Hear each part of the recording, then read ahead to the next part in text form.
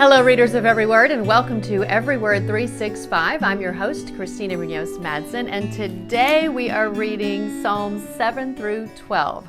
Before I ask you how you're liking Psalms, I will confess to you that I always struggle with reading Psalms beginning to end. It's not that I don't enjoy it. I think I'm just accustomed to hearing these words in songs or as a verse that's pulled out, not as a book.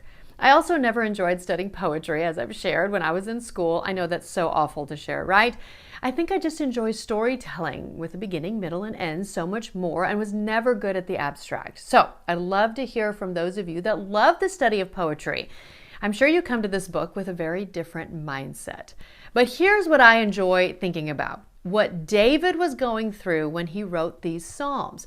What do you remember about David? He was considered a man after God's own heart, lived in the shadow of his brothers, then constantly on the run, literally for his life, from vengeful King Saul, engaged in almost constant warfare to defend the kingdom, gives in to temptation and has an adulterous relationship that leads to murder, and fathered one of the greatest kings, Solomon of Israel. Talk about a roller coaster of emotions, which I think accurately represents David's Psalms.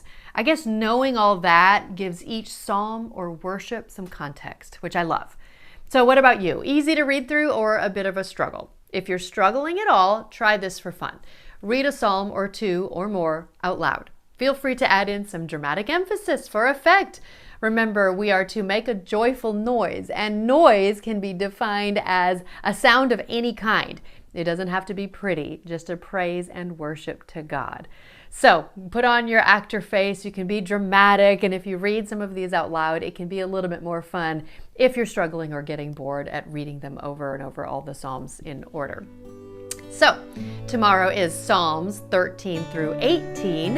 Happy reading! This episode is made possible in part by Arkansas Filter. Arkansas Filter has been serving the state of Arkansas for over 40 years. They sell and service a full suite of commercial, industrial, and residential filters. They are also one of the largest suppliers of UV lights, gates, belts, and HVAC chemicals and cleaners. They partner with HVAC and engineering firms to provide a variety of services and pride themselves on customer service both during and after the sale.